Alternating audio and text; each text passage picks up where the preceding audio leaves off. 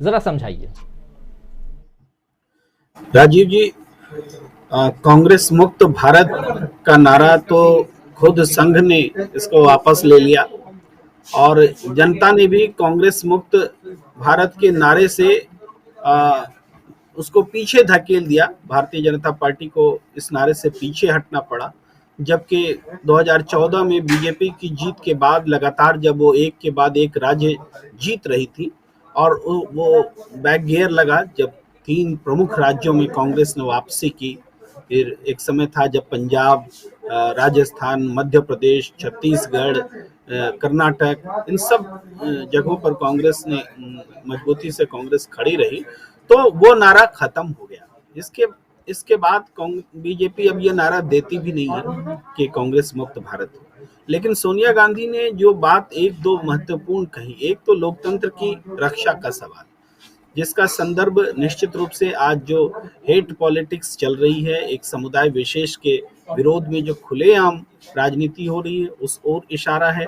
इसके अलावा जो संवैधानिक संस्थाएं हैं वो संप्रभु नहीं रह गई हैं, उस ओर इशारा है। और राजनीति में जो एक तरह का वर्चस्व आर्थिक रूप से एक पार्टी विशेष का हो गया और बाकी पार्टियां दरिद्र होती चली गई, और उस ओर भी इशारा है। और लोकतंत्र में जो विकृतियां आई हैं उन सब तरफ ध्यान खींचता है उनका ये कहना। इसके अलावा एक और जो महत्वपूर्ण बात सोनिया गांधी ने कही कि जो लोग,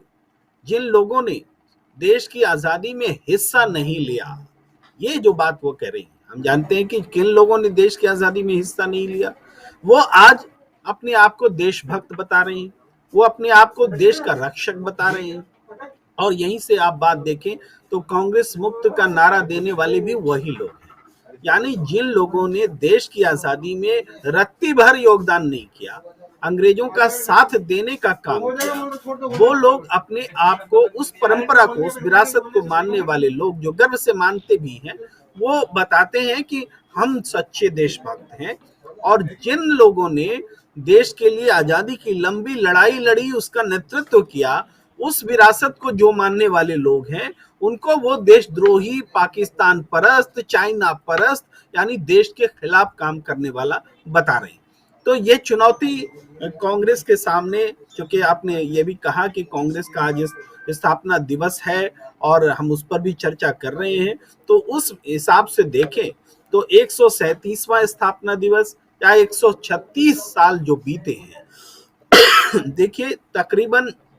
100 साल बाद जब कांग्रेस जन्म ले रही थी 1885 में, तो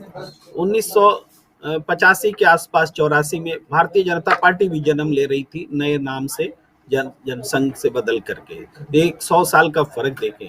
तो भारतीय जनता पार्टी ने 84 के बाद से जो सफर तय किया है 36-37 साल, और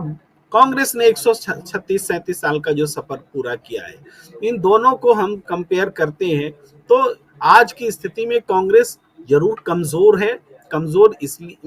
कई कारण है, और कांग्रेस ने लंबा समय भी शासन किया है, एंटी इनकम्बेंसी भी रही है। कांग्रेस गैर कांग्रेसी शासन के लिए जो राजनीति चली वो जयप्रकाश नारायण जी के आगे उत्तरोत्तर चलती गई। जनता पार्टी की सरकार बनी, वो फेल हुई। फिर आप इतिहास जानते हैं, बीपी सिंह तक हम लोग पहुंचे, तरह तरह के गठबंधन के प्रयोग हुए, और धीरे धीरे वो एक गैर कांग्रेसवाद का नारा मूर्त रूप में, अगर विशुद्ध रूप में अगर आया, तो वो समझिए कि 2014 एक बार अटल बिहारी वाजपेयी जी की सरकार आई, उसके बाद फिर 2014 है जब आप कह सकते हैं। लेकिन इस पूरे दौर में हमने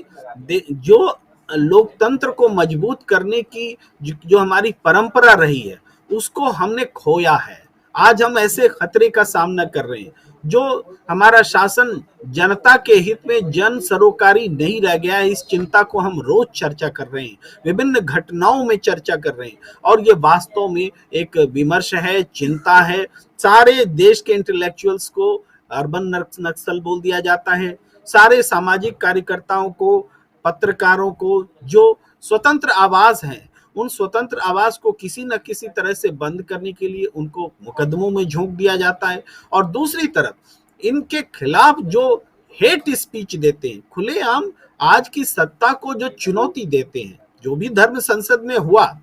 या इससे पहले भी कई घटनाएं घटी, वह तो वर्तमान सत्ता को चुनौती है। अगर भले भारतीय जनता पार्टी के लोग ये ना माने, लेकिन वो चुनौती किसी और को नहीं है, जो सत्ता में है उसको चैलेंज है कि देखो हम खुलेआम हम ऐसा कह रहे हैं और संविधान के खिलाफ कह रहे हैं, कानून के खिलाफ कर रहे हैं और कह रहे हैं, लेकिन सरकार अगर उसके लिए कुछ कर नहीं पाती है, उसको रोक नहीं पाती है, तो ये एक ऐसी लड़ाई है कि हमें अब एक पैटर्न, एक तरीका खोजना पड़ेगा कि लोकतांत्रिक तरीके से हम नहीं लड़ पा रहे हैं, लोकतंत्र में जो हमारे विपक्ष होकर के लड़ने का तरीका है वो सफल नहीं हो पा रहा है, उसके सारे हथियार हमारे कुंद कर दिए गए हैं, सब पर एक तानाशाही प्रवृत्ति पैदा हो गई है। तो हमें अब कौन सा तरीका अपनाना पड़ेगा कि इस लोकतंत्र की हिफाजत की जाए। हमारे सामने नैतिकता की बात यह भी है कि हम गलत तरीका भी नहीं अपना सकते, लेकिन किसी समय गांधी जी ने अहिंसा का जैसा नया मंत्र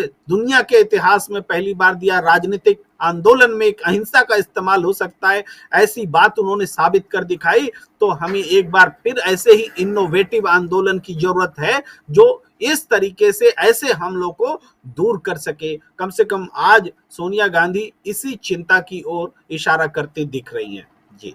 बिल्कुल, बहुत महत्वपूर्ण बातें आप रख रहे हैं प्रेम।